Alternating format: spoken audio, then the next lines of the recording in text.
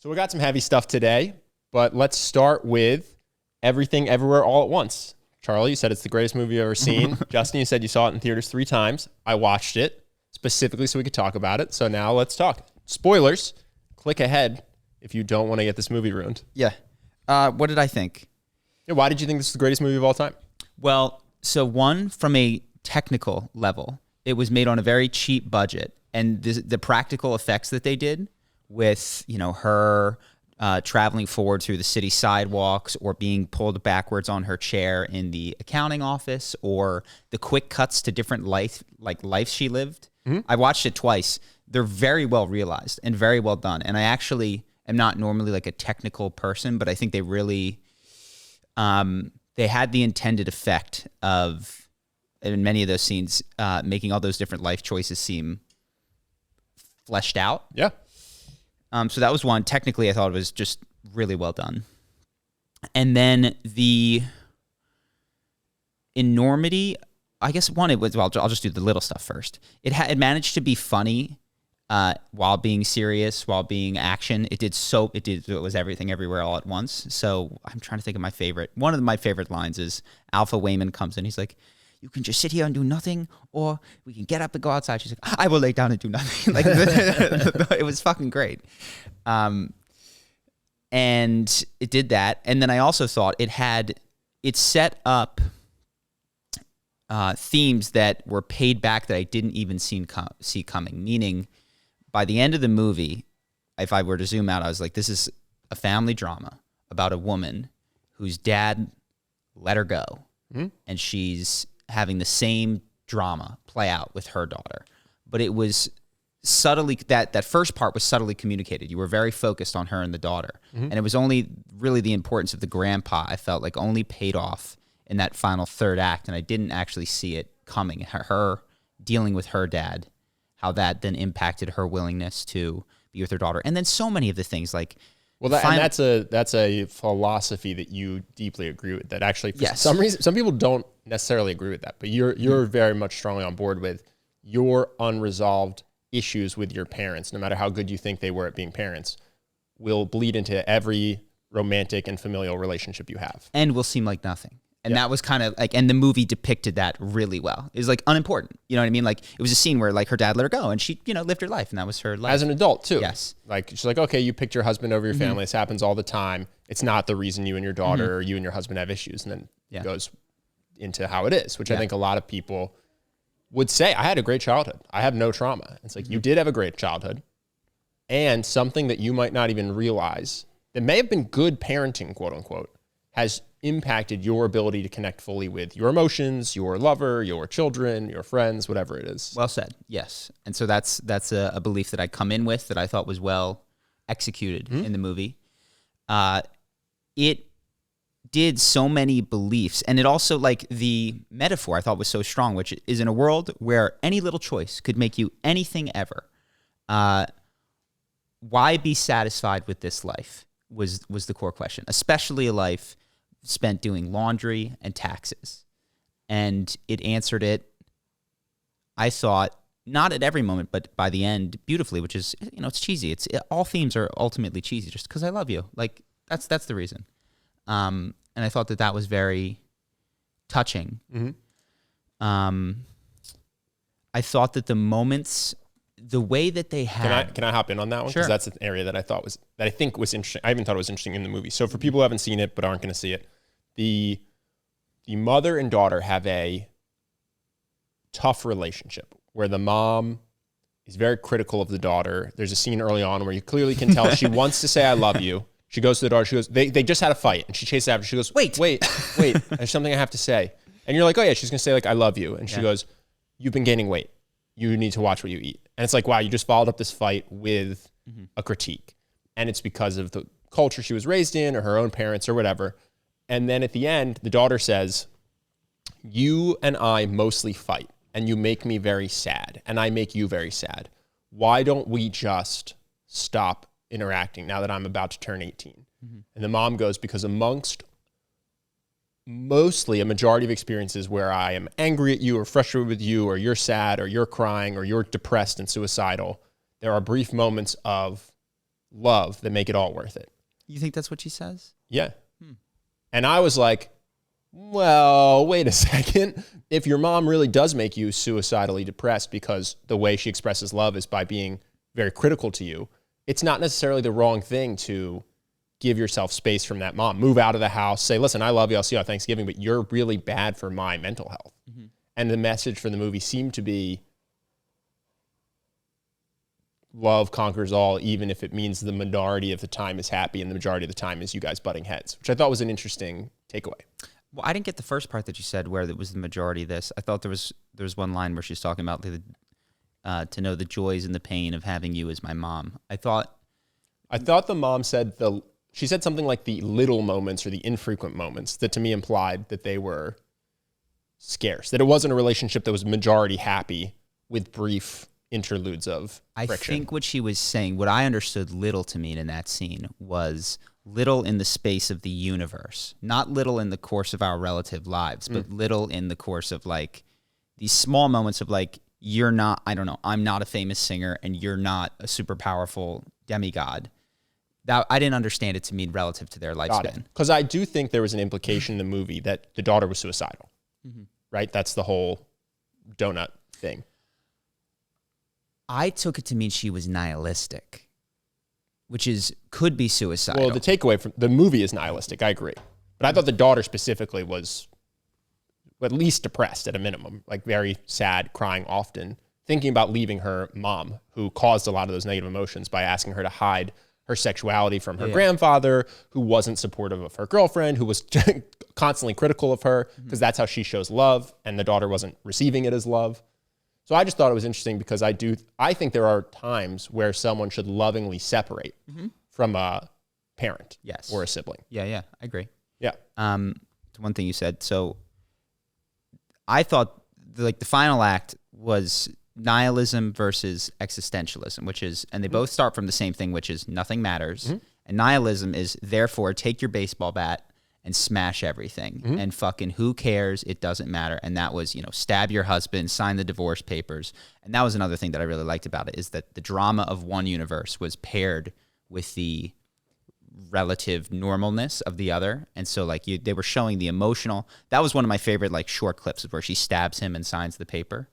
I thought that was just cool to see. I'm not convinced that anything happened except for outside of her first reality. I thought the rest could have just been a metaphor for what she was dealing with, like a parallel symbolism.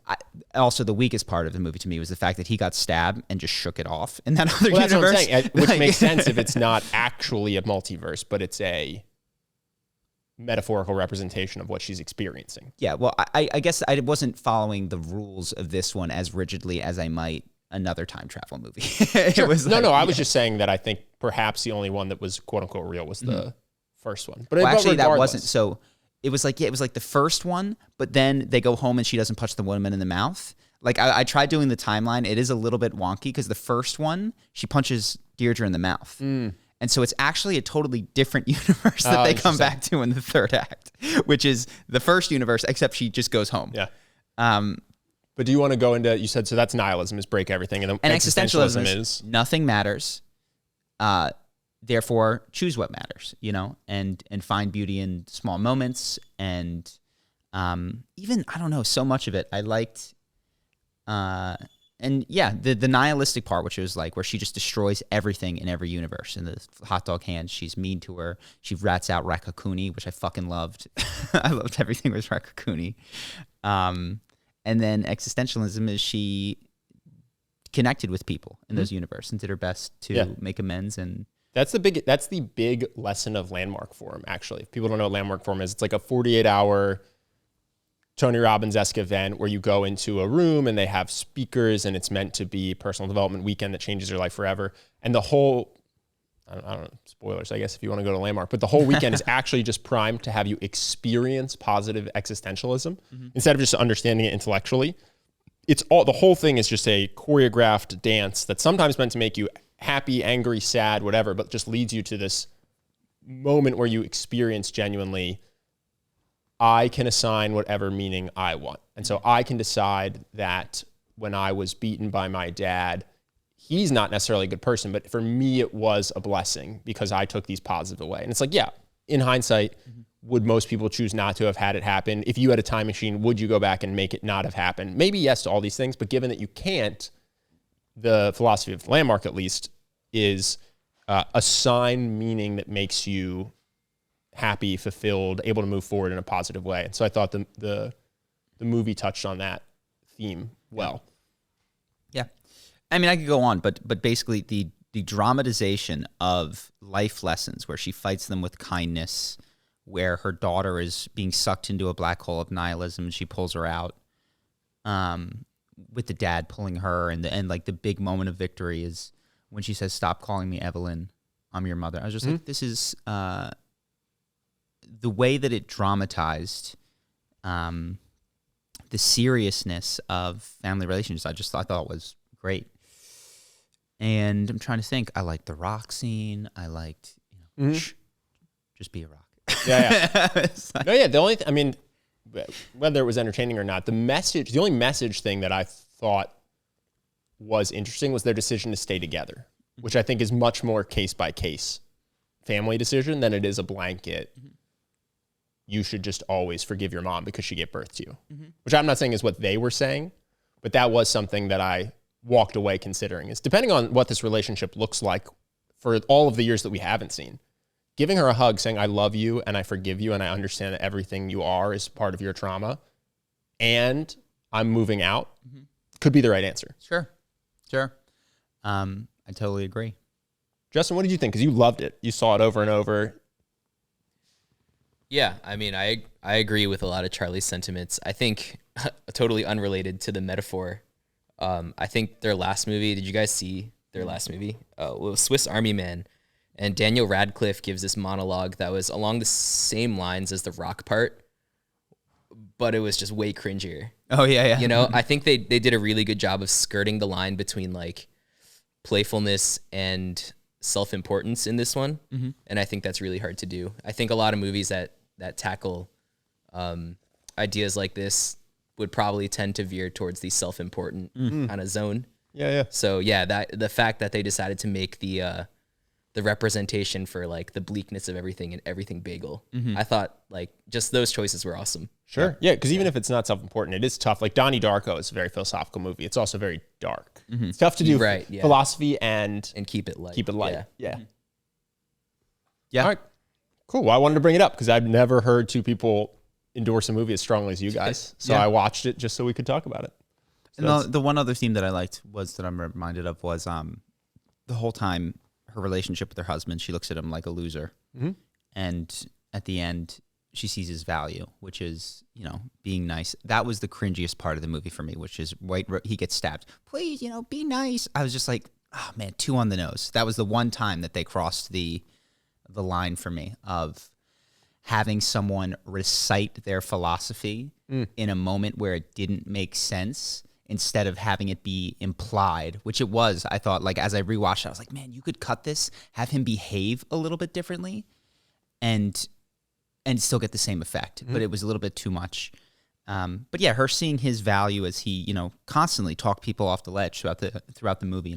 Gave Deirdre a cookie, and when Deirdre says, it's bitches like us that make the world go round, and she has a different perspective on it. I thought it was all real philosophies that people live by, and really well, like Steelman was the other thing that I thought, because you don't often get, it's when there's a battle of philosophies in movies, it's often like communism and they're all fucking poor and in bread lines and everything's terrible, and then capitalism comes and stomps on them because it's better. And I thought it Steelman nihilism very well as well. So cool. What else you got? You might not like it, just to be clear. This movie is not for everybody, so wouldn't necessarily go see it. The other thing, as I'm sure you heard, Roe v. Wade got repealed. So there's a lot to talk about there. I think the thing that I'm finding most, well, there's a lot. Actually, I won't rank it, but one thing I'm finding so interesting is that for Roe v. Wade, it got repealed. A lot of people are feeling mobilized on social media, or even protests in the street, or giving speeches at rallies. I haven't seen a lot of people focusing that energy towards the November elections.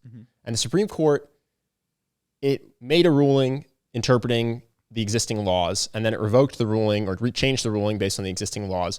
But they're not actually supposed to legislate from the bench, and you can take their power away if you just make the law actually happen.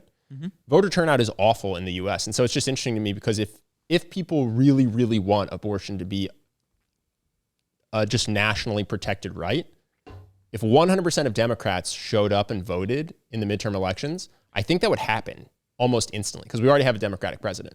So the interesting thing to me will be to see who is up in arms about this that doesn't show up to vote in November. Because that, to me, if you can't spend the day casting a vote, which is not a particularly arduous thing, then it's not really that important to you, or you haven't figured out that that's the whole solution. Is you just have a Democratic Senate or a Democrat Senate, Congress, president, and you legislate. And they can't filibuster because you have a majority everywhere. And then you never have to worry about the Supreme Court again because the Supreme Court's not changing. It's going to be 6-3 for a little bit, you know? So I just thought that was interesting is I haven't seen a lot of people immediately pivoting this to, if you care about this, show up in November. If you care about this, show up in November. Just say that 100,000 times.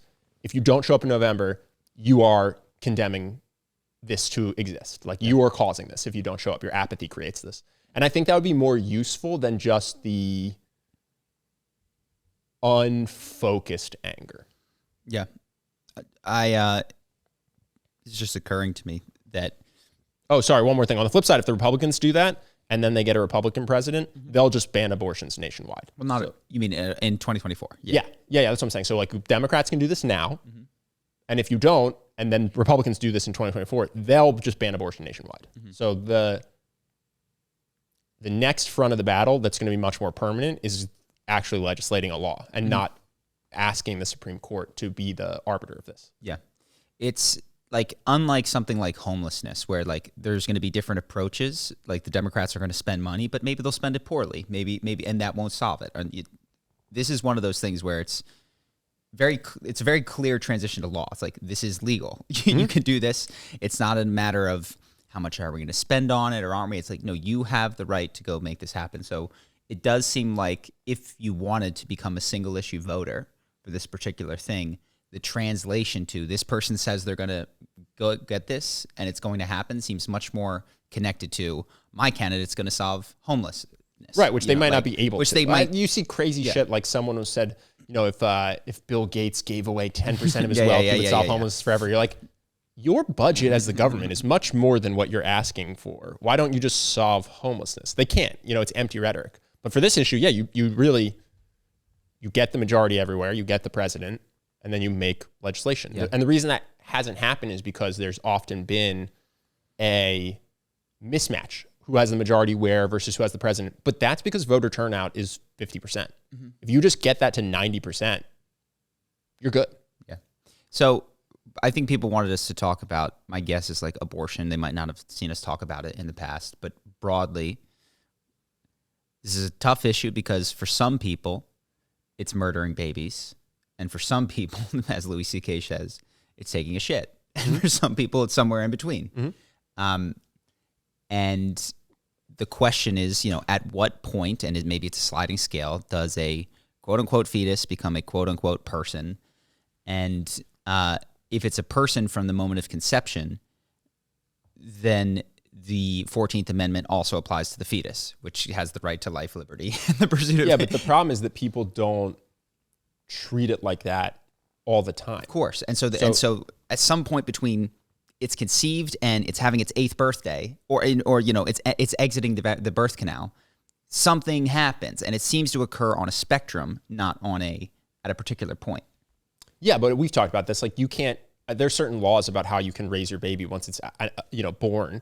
That in terms of you have to take care of it and be safe around it. But there's no negligence for while you're pregnant. Like there's not actually a principle of let's treat this like a baby in all aspects as soon as conception. I agree. And that's an inconsistency, which is if you are someone... Which is why I think most people don't actually think that or treat it that way. They would freak out when they saw pregnant people smoking cigarettes and drinking alcohol. Or having any sort of miscarriage. Those would be investigated in the same way that a negligent homicide would be investigated for a 3-year-old. Like, okay, maybe there was nothing done wrong here, but maybe you weren't healthy enough. Yeah, and obviously a lot of them are nothing's done wrong. But we're just saying... Philosophically, if you're going to say that it's a person the moment it's conceived, you investigate every murder. you just investigate them. Yeah. So yeah, it's people aren't consistent in that philosophy, I think. And then, pro-choice is, just from a philosophical standpoint, has to at least attempt to answer the question, because there's a lot of, this is not a baby, this is not a baby. And the question is when, you know what I mean? Like at 8 months, is it? Is it the moment that it exits the birth canal? And obviously those provide, those provoke further questions, which is like, why now and not a little bit before? Mm-hmm. Best I can come up with is similar to what the Supreme Court did, which is still sloppy, because they did fetal viability, I think, in the Planned Parenthood case, which is like, that is a cultural shifting technological stopgap, because fetal viability is going to exist from the moment of conception pretty soon. Yeah. I mean, hopefully at some point they'll have the technology to just go in there non-invasively. And or let's say that this would be wild, but let's say that you're infertile, but they can take your DNA from other parts of your body and they can use that to create a sperm. And then they can take skin cells from your wife and turn that into an egg. And then you can have a baby, even if let's say you had an accident as a kid, right? When you were 14, you lost your ability to produce reproductive sperm. Mm-hmm. Well, that's okay. Technologically, you're fine now. It's like, well, okay, wait, when I kill a skin cell, like if I pop a pimple, did I just kill a baby because it has the ability to? Well, not necessarily, because viability, they would say when it's united, but even this, imagine a lot of people say when it can survive outside of the womb. Imagine this. So yeah. And what does that mean? With the assistance of how much technology? So say that you work at like a clinic at one of these places, and you've taken, your sperm, your girlfriend's egg, whatever, and there's 10,000 of these in a refrigerator, and some guy by accident pulls the cord out and doesn't realize, and 10,000 babies die.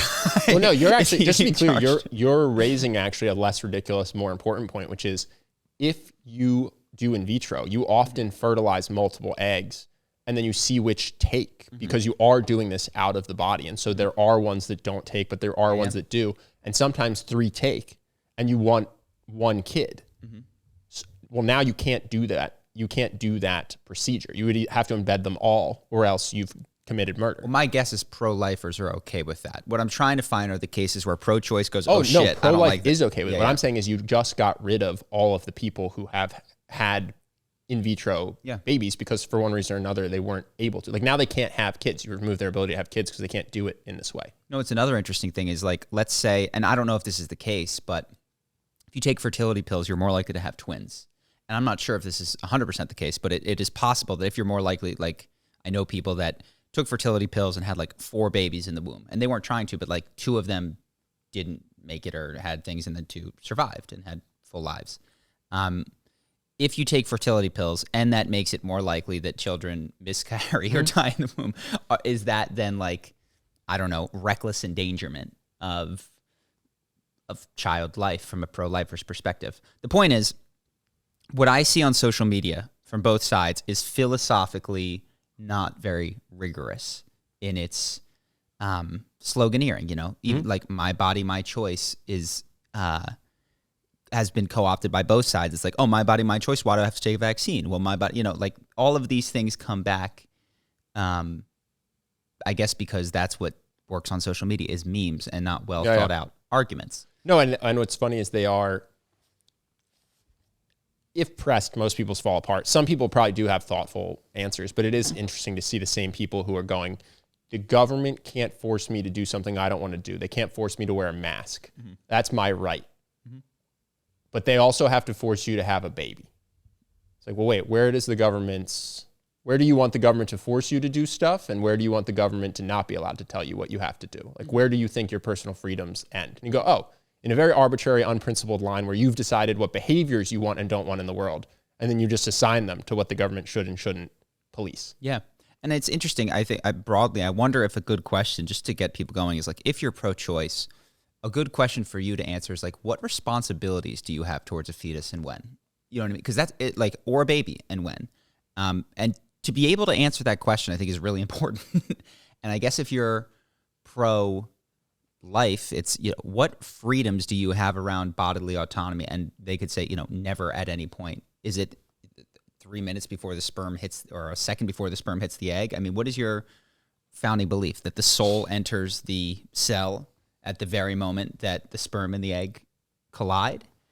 What happens in the case of the 19-year-old kid at the fertility clinic who pulls the cord out of 10,000 fertilized eggs and commits genocide on a scale that has never been heard of, because those all, should he, I mean, just instantly face the death penalty as the biggest mass murderer since, I fucking know, some politician, Pol Pot or something, Kim Jong-un.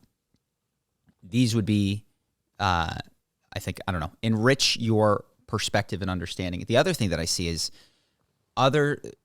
mostly the one side that I see on my social media feed is people that are very, very pro-choice. So I don't get to see the crazies on the other side, which I'm 100% sure are out there. But they don't seem to understand the arguments against. They don't seem to be interested in understanding the arguments. Well, that's against. true. But that's true of the other side. Well, of course. The other side, I saw a congresswoman who said, if you don't want to have a baby, just control who ejaculates inside of you. Just like, do you not think that a huge percentage of women get raped? Like, it's shocking when you figure out what the numbers are. Like, they didn't have a vote, but Oklahoma just said that you can't get an abortion even if you're raped. So you're fighting a straw man because you just want your side to sound good. So I think it's definitely not just a one side thing. With the rape and ectopic pregnancies, I do feel that that's a red herring for a lot of people, because Oklahoma just passed it, and there will be others that follow. I guess what I'm saying is those are used as the most extreme cases, but it's like, what if I could guarantee you that every state in America for all of time would allow for abortion in cases of rape or in cases of I think this is ectopic pregnancy, the health of the mother. The problem, though, is you can't assume that. I mean, literally concurrent with this opinion, one of the Supreme Court justices says we should reevaluate gay marriage, sodomy, and birth control pills. But like, there is I guess that's not the reality, is that the sides are coming together to agree. The state of Oklahoma, you just straight up, they signed it. The dude's name is Kevin Stitt. He said, I don't care if you got raped. You can't have an abortion after 6 weeks, which you might not even know you're pregnant 5 weeks in. Well, I'm not saying this from a legal perspective. I'm saying it from a philosophical perspective, that people will argue the validity of their perspective by citing ectopic pregnancies, and that's why I think they're concerned. I think that's because they're genuinely concerned that isn't off the table. And to be clear, it's obviously not. One state already down, and I think more to follow. What if, and I know that this isn't the case, that was taken care of, would you be satisfied? And the answer is often no. So it's like, okay, let's talk about the contentious points. But I think when you're fighting for a law or a rule, you try to start with what you think is the low-hanging fruit. Yeah. And they can't even get national protection for rape victims. Sure. So they're like, can we fucking agree here? And people are going, no. Not only can you not, but actually, hey, in some states, we already made it illegal a second we were able to. And they go, fuck, well, we have to start the fight here. We can't just assume. Let's talk in the middle. It's like, can we get this? Can we just get not rape victims? So I actually understand why you would start there, because if you can't get that, you're not going to have a conversation about anything. Yes, I'm not approaching it from a practical changing mind. I'm approaching it from you're talking to someone who disagrees with you. Let's go to the core of the disagreement, which is essentially you want the right to abort for any reason up until a certain point. Let's realistically talk about what we're shooting for. And again, you can't assume good faith on either side. Yeah, I think if you're in a conversation, you would still start with like, well, let's start with the extremes. Do you think that I should be able to have an abortion after I give birth? No. Okay, let's start with the extremes. Do you think I should be able to have an abortion if I get raped? Yes. Okay, now we can like slowly meet in the middle. I actually do think that's a solid way to have a good faith debate. So I don't mind that if you're sitting down with a friend and you guys disagree on this, to start at where you agree seems like a good way to end up in the middle without having started screaming at each other. So I wouldn't necessarily jump to where you think the middle is.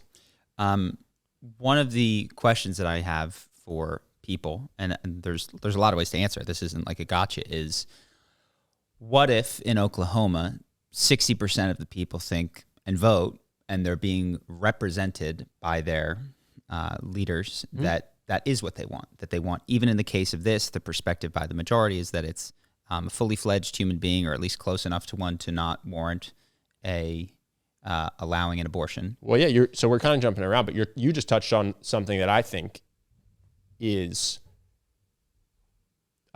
going to fall out of this, and the future stuff that may be coming is picking an echo chamber suddenly becomes very important.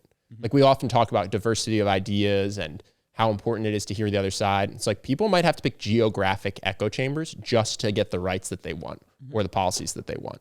And so if 75% of the state thinks something you don't think, you might just have to bounce. And you might just have to have states that are so philosophically homogeneous that it's not 75% Republican or 60% Republican. It's 100% because you're going to have to go find a place that has all the same beliefs as you so that you can be governed in the way that you want.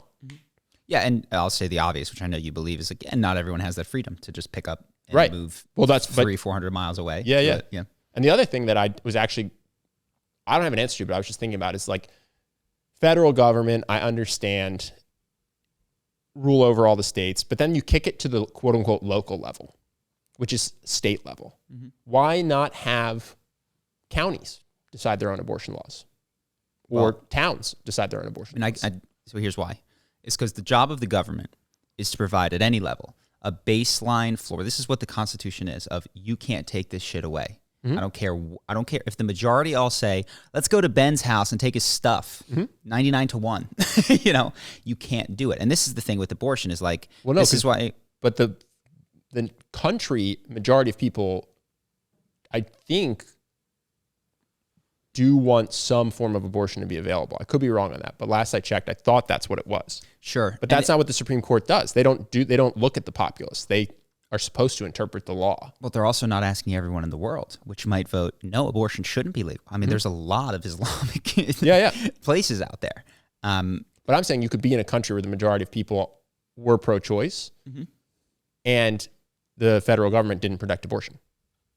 Pro-choice, correct. And this is, to be clear, we live in a world that has a collective belief in a country that has a, and it might this is my point. No, yes, all the way down. A country and a state. And we go, state seems good. It's like, it seems pretty arbitrary. They're literally invisible lines. They were drawn up a long time ago. Why do we do it this way? Why don't we do it by county? Well, this is to me why you have to have the philosophical discussion first, which is because if you want to there are certain laws that it is easier to say, we'll do it by a county level. Fucking, you can decide this in the privacy of your own home if you want. We don't care. We've got nothing to say about if you're allowed to yell at your kid. Like some people think it's okay, some people don't. Should kids be in timeout? There's no laws on the books. You could time them out or not time them out. Give them a creation corner, right? We have a ton of leeway for that. The idea is that at the broadest level of we're going to force this upon everyone is human rights and constitutional protections. And this is why you have to have a philosophical question or answer to when does the fetus become meaningfully a person? Because if they're a U.S. citizen, they also have the right, the 14th Amendment to due process and life, liberty, and justice. So yeah, you're asking at which level of government we should be making these answers. And the question is it a person or not? Because if it's a person, human rights. And the answer is at the highest level. That's where we should decide that. But even with other issues like weed, they do it by state level, which I think is just odd. Let's say that you live in Tennessee and you live in Nashville and everyone in Nashville thinks weed should be legal and everyone in the rural parts of Tennessee thinks it shouldn't. Yeah. Like why have it's just such an arbitrary line, the state lines. I feel this way about the Electoral College, which I also think is stupid and outdated. It's just that there are these arbitrary lines that are very important some of the time. Yes, and it seems to be because, why the state and not the local level? And I think this is I think there's a good tension here that happens when states fight the federal government and the federal, I think it seems to be important. But fundamentally, you've got two different views, like with weed, which is the devil's, this is the devil's drink that is overdosing on fentanyl. And not just you, the society degenerates if we allow this. It's worse for everybody, is the belief. And then there's other people that go, this has nothing to do with anybody else. This is my own personal choice. I think you could probably just look at the data for that, though, right? There are places where it's legal, and you could just say, are more people dying of heroin? Are there more violent crimes? Sorry, to be clear, I'm totally down for weed to be legal. Oh, no, I'm sorry. I'm saying that's not necessarily why people are against it. It's because they've looked at the outcomes and don't like them. I think it's more of a unthinking, dataless gut reaction. And probably a status quo in that particular regard. Probably the propaganda they had during the Reagan administration. Well, the new drugs like ketamine that are new are just legal in more places. So I actually think it's a status quo thing where it's on the books. We'd have to change it. We've always felt this way versus here's new XYZ thing that has way bigger of an effect on people. And maybe even less clinical data. It's legal, So, what's up with crypto? No regulations. Is this more destructive than weed? Definitely. I mean, I'm for crypto as well, but it also has cost a lot of people a lot of money when they gambled on it. So, in any event, I don't know how to run governments, local or otherwise. I do think that the core question is, when does a fetus become a person, and therefore when do human rights of the fetus supersede that of the woman, and when does the human rights of the woman supersede that of the fetus? When you can answer those questions, then you'll know whether this needs to be a federal or state issue. Yeah, I also think what's interesting is that I haven't seen any trickle-down laws being suggested yet, which you would think would be very important. So, for instance, in this case of Oklahoma, where the guy already signed off on, doesn't matter if you got raped, shouldn't the penalty for rape suddenly skyrocket? Because now not only are you creating all of the trauma and damage that we always knew occurred, but you're also forcing someone to have a baby that they might not want with a person they probably despise. You'd think the penalty for this act should skyrocket, right? It should be considered a way more heinous crime that we penalize much more harshly. Because the punishment inflicted on that the damage individual. you're doing now, the damage you were doing was already all the damage in the moment and the psychic damage for the rest of their life potentially. And now we're saying on top of that, there's new damages, which is that person has to have a baby that they don't want, that they weren't planning for at an age where you don't know their age, and with a person that they probably absolutely hate. So you would think you go, well, this became a much worse act, so now it needs a much higher penalty, in the same way that murder has a higher penalty than assault. Well, it's almost the difference between attempted murder and murder, which is meaning the rape occurred, you're going to be charged for that. But then there was an attempted forced impregnation versus, you achieved that forced impregnation. They can't stop it. Yeah. So to me, I go, so that could be legislated into law and you could get it seems like if you're operating under a principle where penalties fit the severity of a crime, the severity of this crime has changed for sure. In particular states. And so you'd think those states should very naturally have a secondary effect of, the penalty for this should rise. That makes sense to me. Yeah, it's interesting. So I haven't seen that yet. And then obviously there are false allegations. So now all of a sudden, the stakes for everything just go up now. And even if you think that it's extremely important to protect inseminated egg as soon as it's inseminated, I think you have to go, now we have to protect women from this being forced upon them because of the law we passed. Yeah. So but I haven't seen anyone talking about that yet. What's a bummer, and I guess this is, on the one hand, isn't a bummer, but that if you told me the religious practices of a Supreme Court justice, I could use that as a, how do they interpret the law? 1-to-1 prediction of what the Constitution says and doesn't say. Yeah. That's disturbing. Yeah, for sure. Ideally, you guys are interpreting the Constitution in good faith, and I'm sure it's not 1-to-1. I'm sure there's but it's up there. And that's a bummer. But also, could it be any other way? Could people read any document through any lens other than their fundamental beliefs about how the universe works, which is what religion fills in the gap for? Yeah. So of course that's the case. Well, no, that reminds me, there's another thing the Supreme Court ruled on, which was that you saw this football field, this coach in high school, this football coach, praying or public something? school, he prays on the 50-yard line at the end of games, and it's an option if players join or not.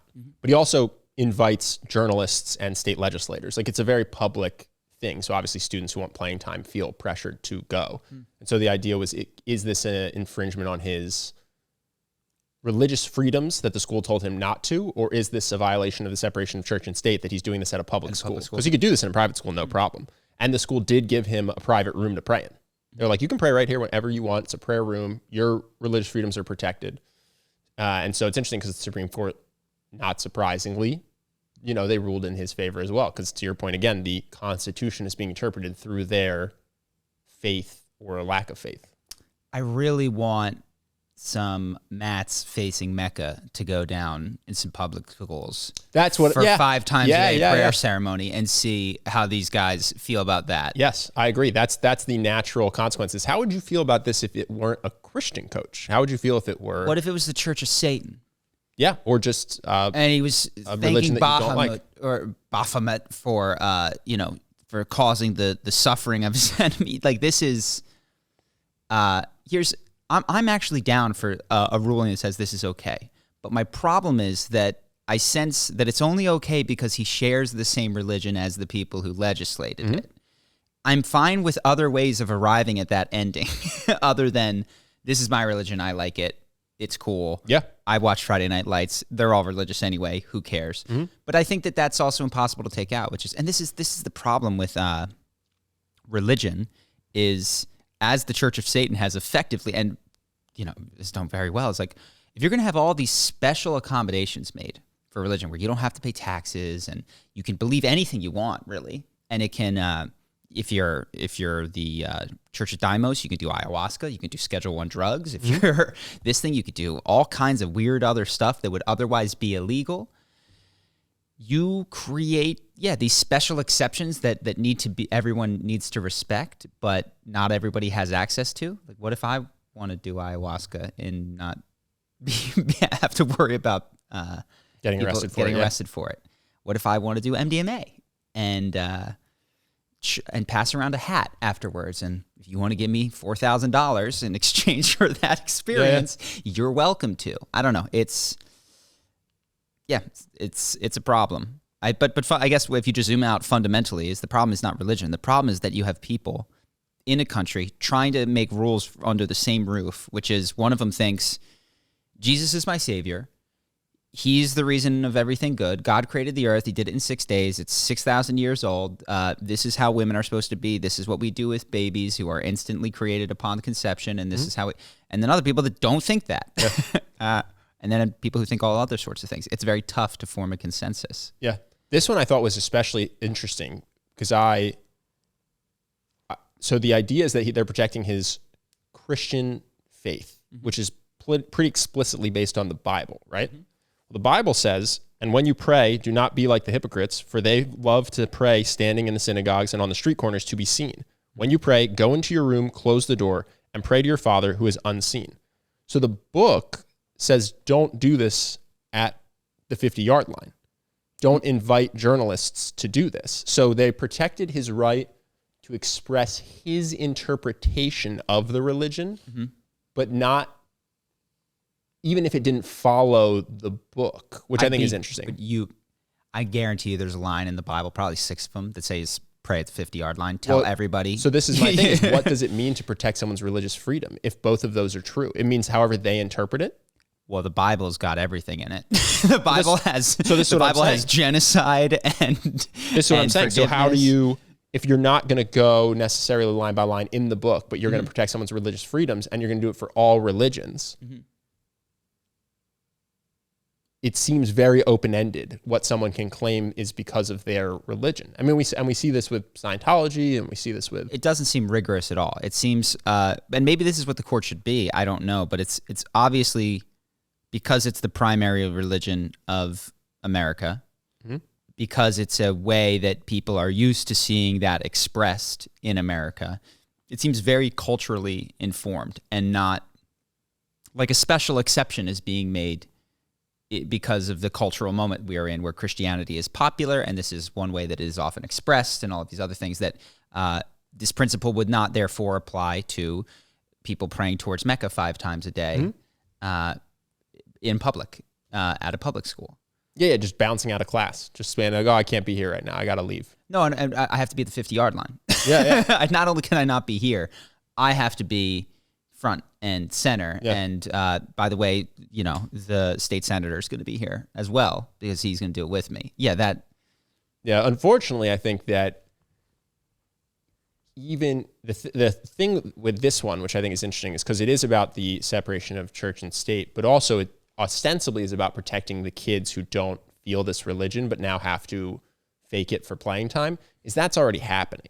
If this guy hates Jews and you show up in a yarmulke, you're not getting playing time. He doesn't even hate Jews. He just needs to really prefer the Christians. Yeah. So that's what I'm saying. It's like this, the difference between this and the abortion law for me, because I saw them both being brought up in the same conversation, was that we're saying kids have to now fake something or lie to adults in order to get the outcome they want, which I go, that's pretty much the public school experience. Yeah. It's like, I was going to say, are we going to pretend that's new? That's what I'm saying. Like, that's just what we ask teenagers to do all the time. Yeah. So I thought at the end of the day, I think it's it's not a great way for the Supreme Court to be operating so faith-based instead of looking for what the books say. But in this one, I go, yeah, these kids were just fucked the second that they went to a public school where their coach wanted to do this. Because even if he was restricted from doing this, he would do it in the locker room, or he wouldn't do it, but he would have all the same prejudices, which kind of goes back to like, yeah, if you're sending your kid to public school, you have to look for an echo chamber again. It's not what you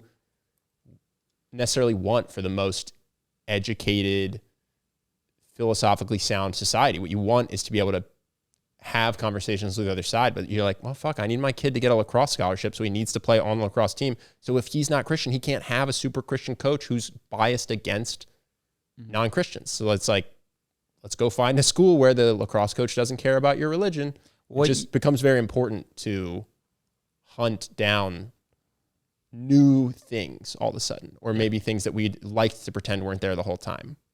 I don't know if it's special because I wasn't alive, but yeah, it does feel like the nation is real big, and a lot of people think a lot of different things, and we don't have that undisputed number one in the world status that we all just stand behind. And there's not, I don't know, I wonder if you were to track the percentage of Americans that believed in a shared mythology, whether it was religious or political or anything else, it does feel like that is fracturing into, but yeah, all these people who have different ways of being and want to be governed accordingly. And is the answer to force a federal law to try to get everybody under one roof? Well, obviously there's value to that, but there's also, you don't want to have to be in a school necessarily where the coach is praying. And on the flip side, you don't want to be in a school where the coach can't pray, if that's how you feel. So I am just going to move far away from this is where I am becoming, I don't know if it's misanthropic, but stubborn in my, like, do what you want to do over there. And this is, by the way, not a very philosophically sound way to live, because you can never separate yourself. And not everyone can do this. Well, yeah, I'm not saying everybody can do what I do, but that's just the route that I see myself taking increasingly, which is like, you guys aren't going to figure out homelessness in Santa Monica, I'll leave. You know what I mean? That's the worst part to me about this is the governor that signed this in, if he has an affair and the mistress gets pregnant, he's just going to come to California and have her get an abortion. Oh, like it's so if you live in a liberal state, as long as it's state by state, as long as there isn't a red wave that makes federally banned abortions, then you're fine in terms of you can get your abortion. And anyone who's wealthy in a red state can always just travel and get an abortion. And so this just really hurts the poor who live in states that ban abortions and want to be able to get abortion. So if you're poor and you're anti-abortion and you're pro-life and you weren't going to get one anyway, you're also unaffected. But there's this population of people who can't afford the travel or the time off work or the means, whatever, who are pro-choice, and now they're the only people who actually have to suffer the consequences. But all the legislators, all the sons and daughters of the Supreme Court justices that made this law, if they want to, they'll just get on a first-class flight, go somewhere for a week-long vacation, and come back not pregnant. Like they are. It reminds me of when when Newsom was going to restaurants during COVID. Yeah. Like they're not beholden to even follow their policies. There's a deep understanding that the negative side effects of this will not apply to anyone who's signing legislation, near them. to anyone related to the Supreme Court justices. Yeah. Like they're like, oh yeah, of course we should pass this into law. Mm-hmm. Bro, if your daughter gets raped, I promise you're on a fucking flight to California with her. Like, well, some might not. Some might not, but some will. Mm-hmm. And it's like so obvious that people are going to be like, duh, but that's terrifying because they are making policies for other people that can't escape it the way they can. Well, this is, you want people. I want you to suffer the consequences of the rules that you make for everyone else. But actually not always. This is the problem, because then you would never have, and I know this, like, you would never go to war. And I know that sounds, that's utopian, but the other country would, right? Because they're not playing by that same rule book. If you are the U.S. president and you declare a draft, your sons have to be eligible. Sure. You may not have to be eligible because you're the president and we need you in your role, but no, 100%. You have a 19-year-old son, we put his name in the draft. But what if that makes him less likely to go into a war that we need to, what if that makes him less likely to enter into World War II? Because he's unwilling. Don't do a draft. You need a dispassionate. Sometimes you need cold, dispassionate leadership that is unaffected by the emotional outcome that will inevitably happen. You need someone who is above it. Sometimes, and wonder, actually, how much of World War II was draft versus people enlisting because they believed in the cause? I don't know. But the point stands. The big draft war that I think of is Vietnam, and I think if we weren't allowed to go because no one wanted to go, it seems fine. So let's look it up because I'm actually. What you might have is you can only have wars that you can convince the populace are good ideas. After 9/11, people enrolled. We didn't have a draft. People went to Iraq and Afghanistan in large numbers. They were galvanized. So I don't know that that's a bad policy where you can only go to war if you can convince the people that are dying for you that they But then this law is also like, if you put a tax on billionaires, you can't do that because that doesn't impact you. Like sometimes you need people to be able to make laws and legislation that doesn't impact them, that is good for everybody else. And sometimes they need to suffer the consequences. I'm not saying you can't make a law that doesn't impact you. I'm saying if you make a law that should impact you, it should impact you. If you are a billionaire and a senator and you pass a billionaire tax law, you should have to pay the same taxes. Well, this is what they did, is they said, hey, we're going to do a draft, but not if you're in college. You know what I mean? We're going to do a tax, but not if you have less than $1 billion. So they just carve out, I'm following the principle. There's an exception to this principle that I fall into. Surprise, surprise. And so do my sons. So, yeah, I don't know that this idea that, that it's going to impact you or needs to impact you holds up all the time. Though I do agree that, like in the case of COVID restrictions, that was one that people would have made better decisions if they suffered the consequences of their actions, as most people did. But Gavin Newsom got hungry and wanted to go have a nice night. Yeah, it's bogus. Do you have other stuff? I do. This one's completely unrelated. You see Rudy Giuliani got assaulted? Oh, my God, dude. He nearly killed him. Yeah. You saw it? It's like a boulder. Yeah. So for people who don't know what we're talking about, Rudy Giuliani got assaulted. He's pressing federal felony charges. Here's the quotes. I feel a shot on my back, like somebody shot me. It was like a boulder hit me. I went forward, but luckily I didn't fall. It knocked me forward a step or two. I mean, suppose I was a weaker 78-year-old man and I hit the ground, cracked my skull, and died. So that is his statement with which he presses felony assault charges to a Rite Aid employee when he was in a Rite Aid. And then the Rite Aid footage leaked. And the guy gave him such a light tap on the back. It was like he was trying to get his attention. Now, he didn't stumble at all. Yeah. By the way, he's given multiple speeches. Some where he stumbled forward. Some where somehow he was hit on the back, but he stumbled backwards. Who knows? The dude doesn't move. As soon as the footage was released, charges dropped from a felony to a misdemeanor. Obviously massive for the guy who did it. And you shouldn't go around tapping random people. But what if there's no footage? This guy has to go, against Rudy Giuliani and his friends who are all there as witnesses for him. He goes to jail. And then allegedly, again, so I have to say, this always happens with any video footage. There might be parts of the video that were out. That might be a second encounter that happened. That might not be Rudy Giuliani in that black and white footage. So you always have to, with any video footage, go, I don't know if this is true at all. But if it is the case and that captured the whole engagement with that guy, it's disgusting. Yeah. It's actually so worrying about the entirety of his career, about everything that he ever did. That level of vindictive, I will take you down because you have insulted me. Yeah, I'm going to try to ruin your life. I will lie and get the full force of the federal government against you, because he also said, alleged, that he said some things that he can't repeat, and then somebody said he called him a scumbag. The police said that the report was that he called him a scumbag. That is repeatable. Yeah. He said he called him a bunch of crazy stuff. And then maybe he did, maybe he didn't. But terrifying to think that level of comfort with lying, and I know some people that follow the politics closer be like, oh, Rudy Giuliani's been doing this shit for years. But I don't know that there's ever been such if this is the video, smoking gun video evidence of that level of abuse of the system. And it's... We're pretty close, I think, to civilians just wearing ring doorbell stuff on their neck at all times. Like, I have a dash cam. Awesome. I have a dash cam. It's how... When are we just getting dash cam necklaces? Because if you're worried about police body footage not showing up, politicians and the rich necessarily just straight up lying, and all of a sudden you're facing felony charges for something. It's like, what? We just need cheap surveillance all the time, I guess. And then people will come out and be like, privacy. This is, this is all the horror books that we've read about, and go, yeah, I don't know what the alternative is, when the only thing that kept this guy out of jail is that he happened to have been in a Rite Aid that with the right angle. Yeah, he was in the correct aisle for it. Yeah. Yeah, that was, if true, harrowing.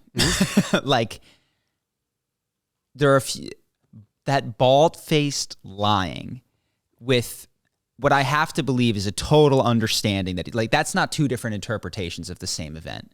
That is a targeted attempt to destroy someone who disrespected you using muscle that is not your own.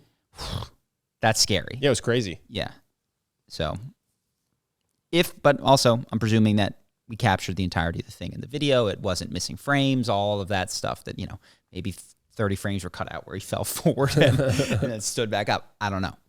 So, do you have more stuff? No, that's what I brought for us today. I brought some stuff. Oh, you didn't seem to care about this. I sent you an article that was, Coleman Hughes had a guy on who was a data scientist at Reuters. You didn't even react. No, I mean, this just... He was looking, long story short, he was looking at claims. He's a data scientist at Reuters, the news agency. Director of data science. Director of data scientist, of science, data science. And he was looking at some claims about, during the BLM stuff, about police violence with black people, and was looking into the work of people like Roland Fryer and several others who have investigated some of the data on police encounters, homicides, etc. One of the big things that he found persuasive, that the narrative that BLM was putting out was not well representative of reality, is that while it is true that blacks are shot more per capita than whites, which points towards, therefore, there must be some systemic racism, even accepting the amount of violent crime committed, police are more likely to die from black assailants than from white assailants at an amount that is higher than predicted by the amount of black people that are shot by police, which is to say that police, according to the data, are slightly less likely to shoot and kill a black person who is presenting life threat to them, given how often that, because we do have the data on when police are shot, the race, demographic, all that kind of stuff. Also, they're more likely to have violent encounters not resulting in death with police officers, blacks and other minorities. So anyway, he goes into the data and he tries to interpret the data and sees what the data is saying, and it doesn't line up entirely with BLM. If people are curious, we'll link to the article. It's a really good, and so he goes into Slack and he writes, he's the fucking chief data scientist at a news organization. He goes, hey guys, I looked at the data. I looked at the data, and he writes this long thing, and he's got black intellectuals, including Roland Fryer from Harvard, who agree with him, who did not agree with him, who did the studies. Well, yeah, I just people aren't going to know who Roland Fryer is, so I just want to make sure you're sure. Sorry, does he disagree? Does he agree? You're saying Roland Fryer and this guy are on the same page. And there were several others, and he's pulled aside out of HR. They take his post down. He can't do it. Long story short, he's canned because you can't do that. And Reuters is seen as the least personal news reporting there is. It's just the facts. Yeah. And that, to me... But he knew that the culture of the company was to disagree with him. Yes. The reason he wrote it was specifically because he was seeing in the Slack and the hub for the company a lot of people who vehemently disagreed with this belief. So he wasn't surprised when people disagreed with him. And he was the chief data scientist. So he was doing his job. What surprised you about this? Because this is exactly what I would have thought would happen. That he wasn't bottom of the food chain. He was chief data scientist.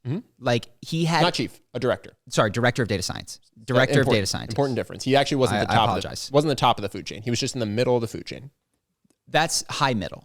I guess I don't know the org structure. No, it's just the middle. He's making $350,000, he said.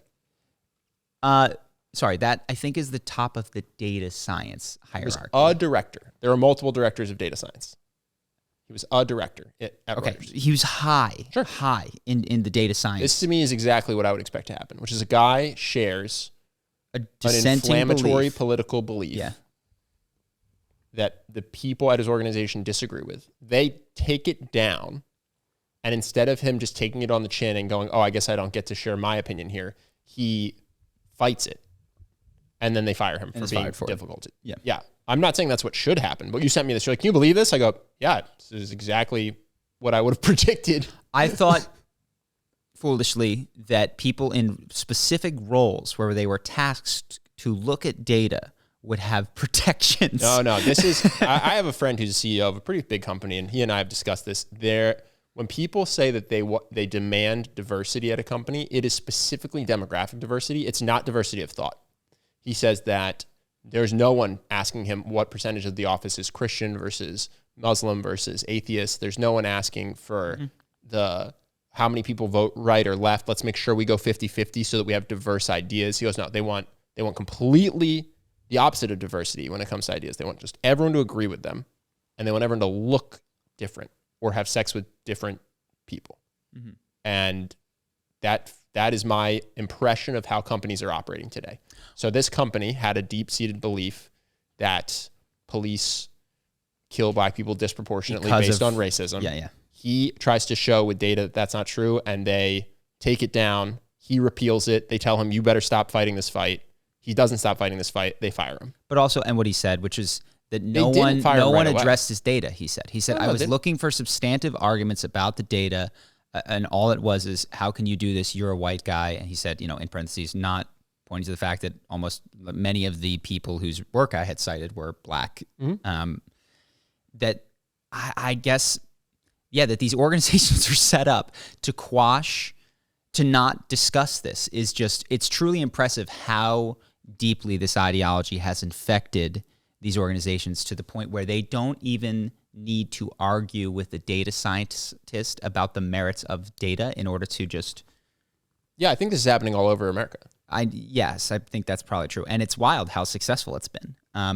It's happening in the reverse, by the way. There's other companies that have different ideologies. And if you are in a company where everybody thinks that this isn't true, mm-hmm. and you're the one sharing the data on how it is true that police have a racist bias, you're also getting fired. I guess here's why we're going back to the echo chamber, dude. The world is demanding that if you want financial security from your job, don't have different ideas from the people you work with. If you want the rights that you want from your government, live in a state that agrees with you. It's actually a very bizarre and I think not optimal trend for the country. But it's saying if you disagree with people politically, you run the risk of getting fired, not getting playing time, having certain rights taken away. So I think that's always been the case, though. Like that's why we got rid of all the communists. I agree. That's why I was surprised. Yeah. Well, I guess I was surprised that you thought this was surprising. Here's why. And it's a news organization who ostensibly their product is delivering the truth. They know the truth. Cops are racist. Okay. This is why. Ostensibly. Your data doesn't affect the truth. I'm shocked that at the highest levels of this organization, being interested in the truth, being interested in data, having a role that is for a data scientist, and having this very topical thing. Like, I understand when you're in, if I run a publishing company and we publish young adult fiction and somebody's in the Slack talking about BLM in one direction or the other, I'd be like, yo, I'm going to fire you if you keep doing this. Just to be clear, you're allowed to talk, and people were talking about BLM in one direction, and it was fine. Yes. This isn't an organization that's against the conversation. This is why he did it, is because people were spamming the chat with things on one side. And he said, here's a thought from the other side. Mm-hmm. They're not against the conversation. They're against one side of the conversation. Yes, which is impressive to me when your product is the truth or the reporting of the truth. Yeah, but you're the one who said this. That's not really your product. Some people's religion has been supplanted by political beliefs. This is like saying, I don't understand how this person can read the Bible and still believe in this, given the fact that it says insert thing that we know they would disagree with. And they go, well, we just ignore that part. But the book's still true and it's still written by God, just not that part. Like, that doesn't hold up. You're never going to convince me that it doesn't hold up. Yeah. Why? So and this is all I'll say. Like I've accepted it at this point. The reason that it surprised me was that You thought Reuters would be different. Reuters, a news organization with a director of data science, with a well-founded thing, about a topic that was already being discussed, was not safe. It is. Well, I'd be curious. I think news organizations pretty clearly have ideologies now. How often does the same news organization report disparate beliefs to the same publicity? I'm not talking a blog post versus national television. Good question. Reuters, in my mind, had been one of the last bastions of non-opinion. 4 missiles were shot today. It killed 22 people. You know what I mean? Like, yeah. No, but I think all news organizations just have ideologies now. And then people just find the organization that they agree with, and they make sure that they never hear it. But it's not like Fox, for this pro-life, pro-choice, it's not like Fox will have a half-hour segment on the strongest pro-life arguments and then a half-hour segment on the strongest pro-choice arguments. Yep. And neither will CNN have the strongest pro-life arguments and the strongest pro-choice arguments. They just they just have their religion, and then they only touch on that. And if you disagree with them, they'll fire you. It's a good article. It's from Coleman Hughes and this guy. So we'll wind down. I had some other things, but it was a similar topic to what we've discussed in the past. So I'll leave it. Leave it till next week? Yeah. How's Justin? Coleman Hughes doing? Is he blowing up? No, he could if he did YouTube and some things differently. But what do you think's holding him back? So, I mean, little things. Like when you watch his videos, they have like a 15 to 30 second intro music stuff instead of the standard most interesting part of the podcast. The titles are witty rather than clicky. They're classic. And academics do this thing where they write their thesis statements and there's like a pun or a play on words in it. It's not good to click on instead of just saying sometimes what they were talking about. Do you like his stuff? I think I like his thinking. Yeah, I do. Would you talk to him about YouTube if he wanted to? Sure. If anyone knows Coleman Hughes, contact us through Justin. We could probably reach out to him. Well, I'm saying if you think that the thing holding him back is YouTube knowledge, we could help him. I think he could be bigger than he is. Yeah. Cool. If you guys know Coleman Hughes, let him know. But also, we're not that big, so he's not going to trust us. But I feel like I'm not trying to. No, you got to look at the charisma on command. Don't look at the podcast. I purposely don't. I know how to grow a podcast. It would be to be way more inflammatory, way hotter takes with guests. Go down. You'll also pick an ideology, like very specifically. Don't say things that people on one side will dislike, and then in the very next segment talk about things that the other side will dislike. Yeah. It's just you just go the straight Ben Shapiro route. You go, my audience is going to be this group of people, and then just go with the hottest takes and the strongest arguments that you can arm that side with. Because what people want is to be armed, not to change their mind, but to make themselves feel smart when they argue it with other people. So Let's we just do go, it, dude.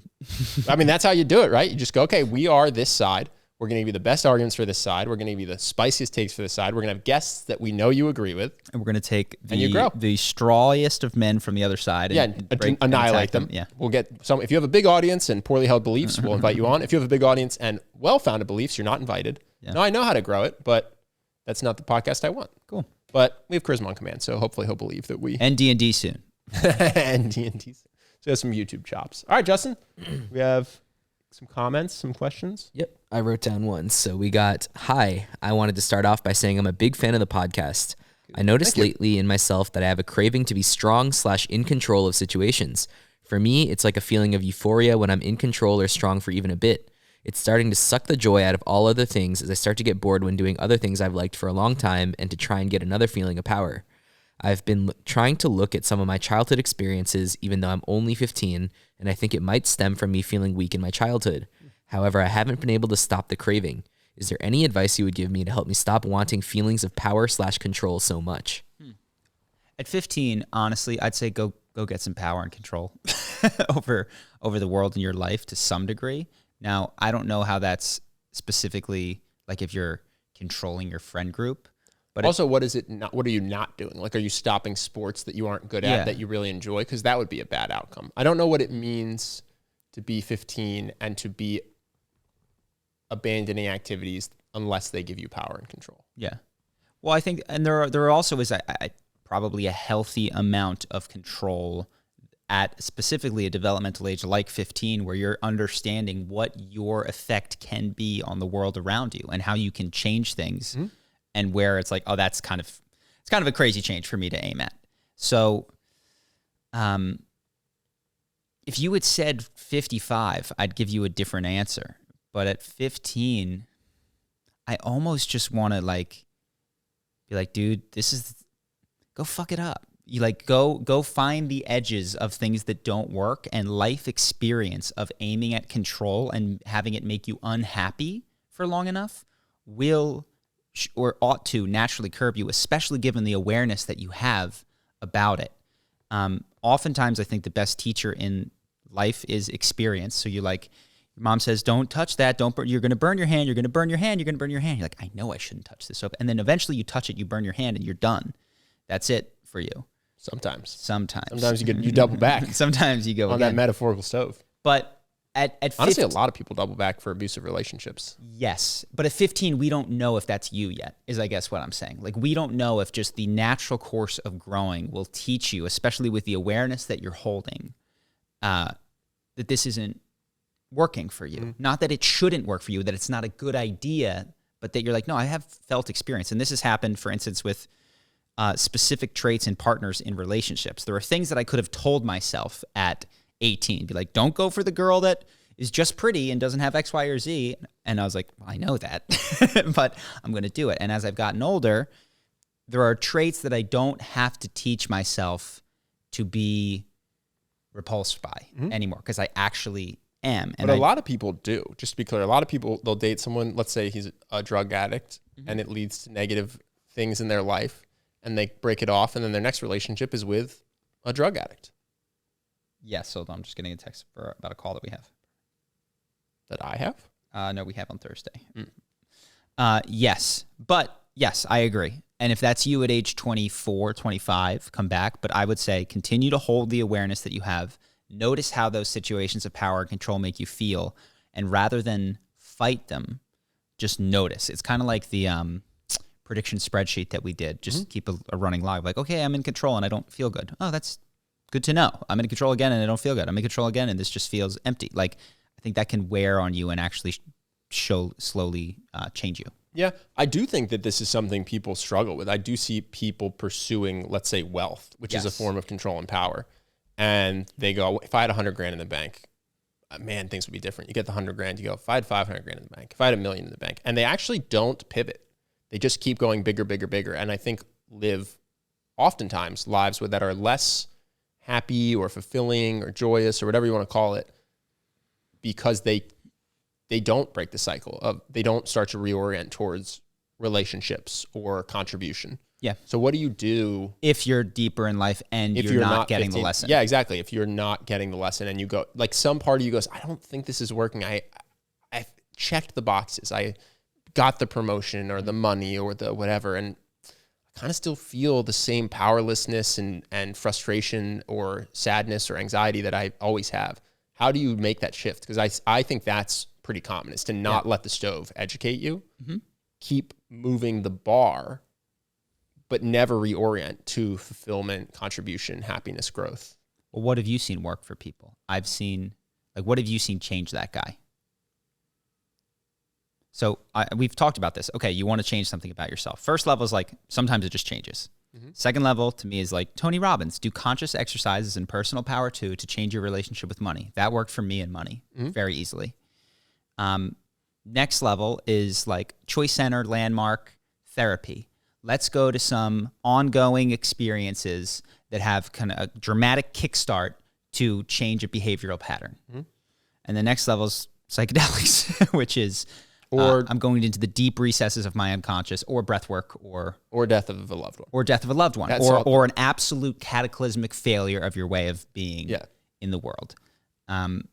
So that's my general ladder. That's what I see. Yeah, I haven't seen a quick, consistent fix. I haven't seen an easy, consistently effective way to break out of that pursuit of power cycle. I think you're forgetting the things that weren't difficult for you to break. I think most times you burn yourself, you don't do it again.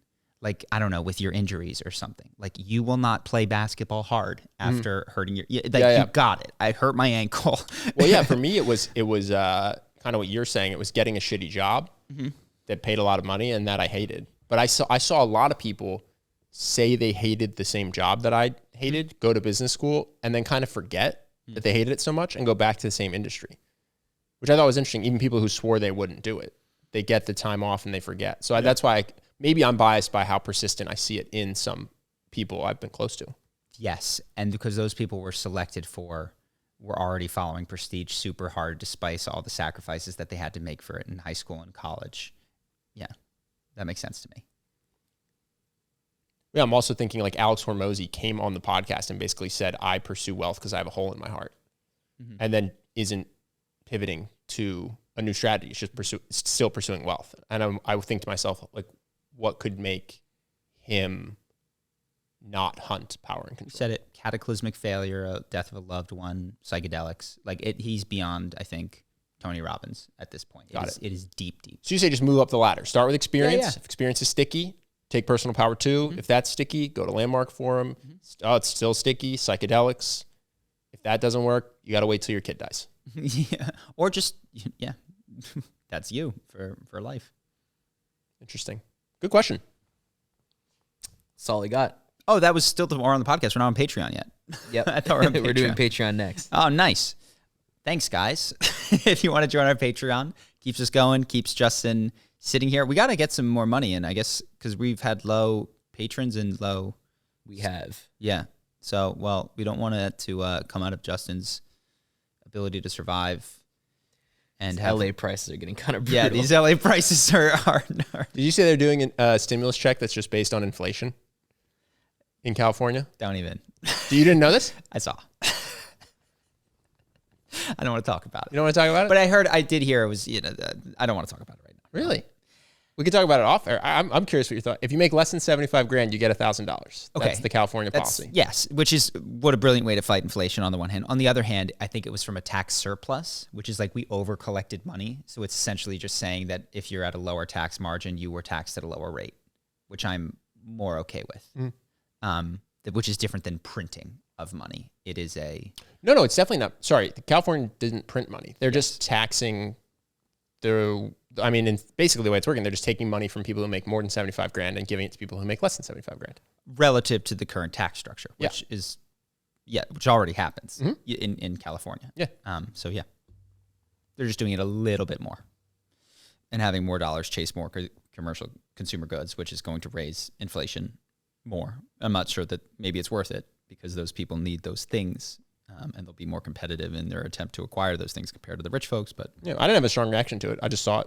It's just a funny headline, like California fights inflation with checks, which I think is oversimplified. But cool. Yeah, so if you guys want to join a Patreon, we got more questions. What are we talking about, Justin? We're going to talk about if physical attraction matters.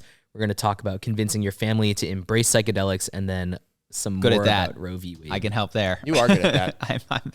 I'm a pusher. So. What was the third one? Roe v. Wade. Yep, more about Roe v. Wade. Cool. All right, well, if you guys want to check that out, all of the other Patreon episodes are on our Patreon. Any dollar amount gets you access, keeps us going. So we appreciate you all, and we'll see the rest of you on Patreon. Thanks.